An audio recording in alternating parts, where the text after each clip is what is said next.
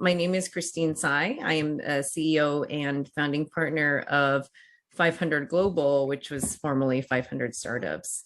500 is a global venture capital firm. We have been investing in companies around the world for the past 12 years.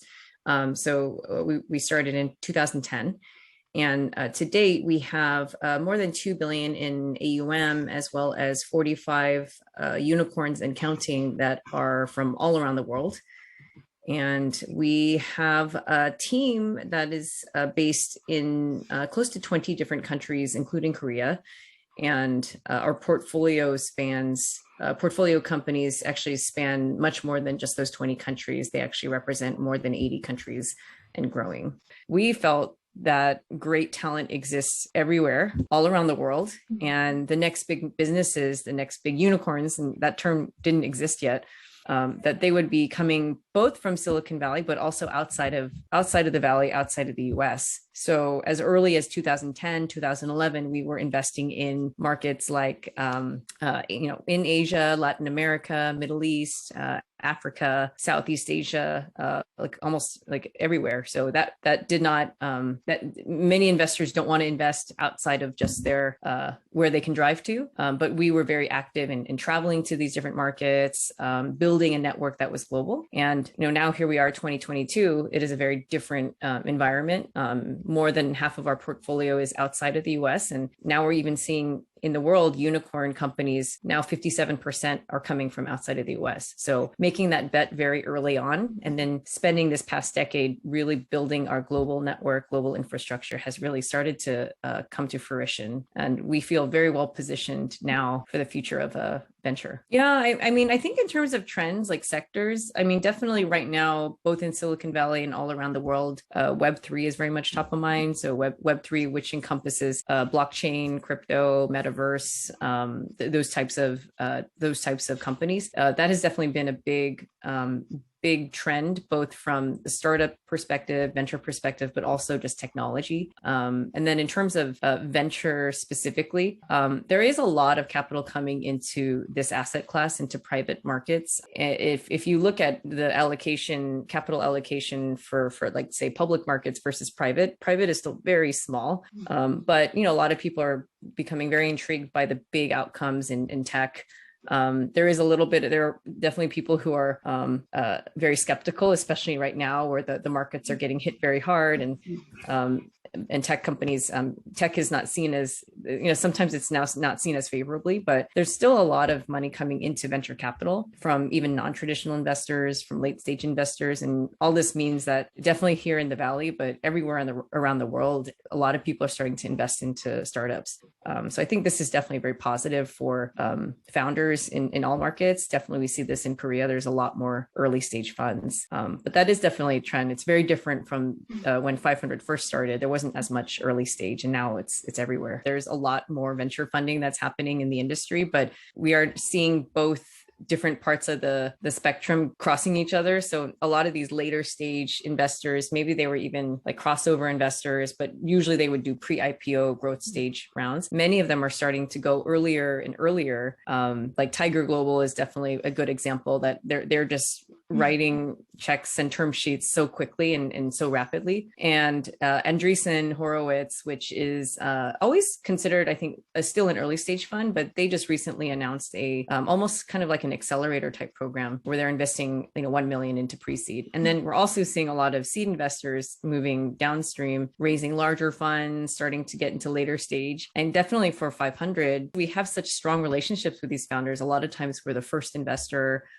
We want to be able to keep supporting the founder as the company grows. And so that's since the past couple of years, we've started to expand as well. I think that's one of the things that it doesn't guarantee that they'll be successful, but definitely the ones that can move swiftly and execute. If they commit to doing something, they do it. If it doesn't work, they learn and they keep going. And I think that, for early stage companies, everything is working against you. Like you're small fish in a big ocean, and your time is your enemy. So how quickly can you move, especially on little budget? Can you raise money? Do you have the business model that works? Is this something that customers, it's actually helping your customers, or is it a real pain point? It's basically, is their product market fits. When we see founders really being able to navigate that quickly and just keep quick on their feet, and they're coachable, like they're not stubborn, that's always a good indicator. And I honestly feel like the founders who are don't like to listen to anybody, they're very stubborn, if they succeed, it's somehow despite the fact that they're that way, but that should not be held up as that's the way to get things done, because no one will work for you, and people won't want to invest in you if you're difficult to work with. We're pretty proud of the portfolio that we have in Korea to date. I think even beyond our own portfolio, there's obviously been a number of companies that have gotten even international attention. Coupang is obviously had a very big IPO. I think, people know like Pedaminjuk and some of the bigger names. And I think that plus even things beyond technology about Korean culture that have become very mainstream. So there's a lot more attention. I think previously people used to think it was a very small market because the country's, it's smaller. But what I think people now realize is there is a very strong middle class. There's a lot of spending power. Smartphone penetration and internet penetration is very high compared to other countries. So there's a lot of opportunity for growth. And even examples like Coupang or People Fund and Pinda, those are showing that even though those are targeting the local Korean market, they're still massive companies, like very, very highly valued companies. And obviously in the case of Coupang, it was a very, big IPO. So it shows that even targeting the local market, you can create great, very big businesses. My personal take is that it is a very systemic issue in terms of it's not isolated just to startups or tech or venture capital. Despite women being half of the population, women are not in positions of power. They are not represented in leadership. And why is that?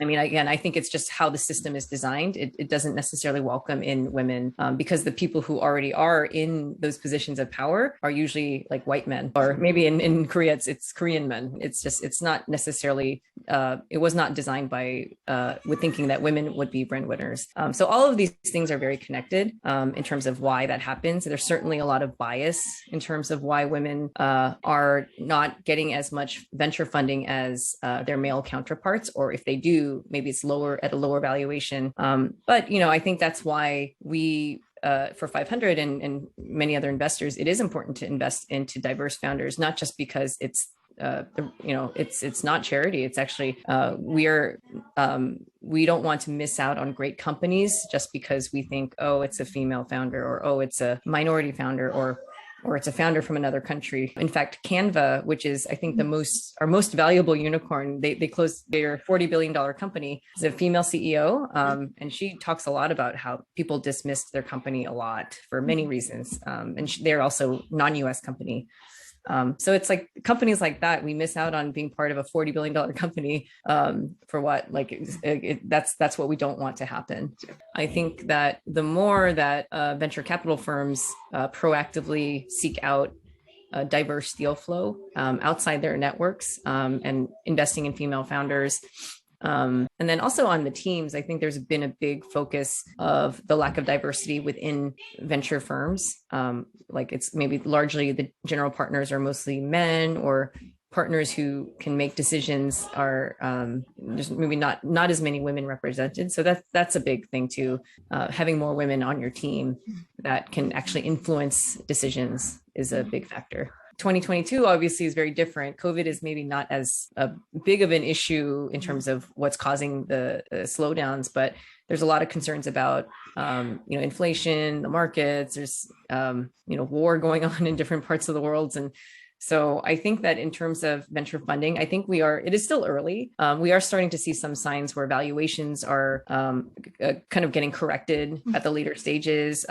Many IPOs that have gone on hold, or some of the IPOs for tech companies, like the market caps they're affected, right? And I personally don't think it's going to be a huge drop, but I think there might be a little bit more of a correction. And we see this, I've been investing in venture for, more than 10 years, and there's always cycles like this. We are not going to stop what we do, of course, but it's important to be mindful of the cycles, because market cycles happen. I think definitely be very conscious on cash. So I think that both on the fundraising side, but also with your customers, because depending on the type of business you are, that may lead to more or less spending. And if you can raise, the sooner you can raise, if you need to fundraise, then do it now, because it's rather than waiting, because you never know. And even if there wasn't a crisis going on, then I would still advise that always be prepared, right?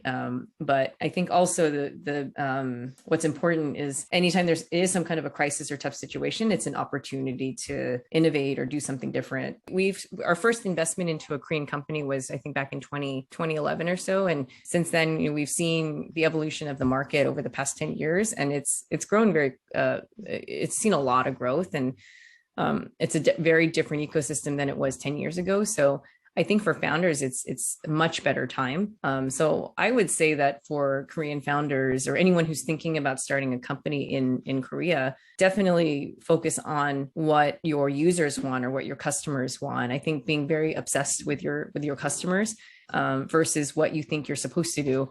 Your customers often know best. So I think really focusing on that, as well as how big can some opportunity be for the market. The more that you can try things out, fail fast, change direction if it's not working. I think that type of developing that habit and that muscle is really key to succeeding. And also the fact that you don't have to, it's good to have global ambitions, but as we talked about before, there are companies targeting just the local market that have done very well. So I think there's a lot of room to innovate for the Korean market, Korean consumer, and also for Korean businesses.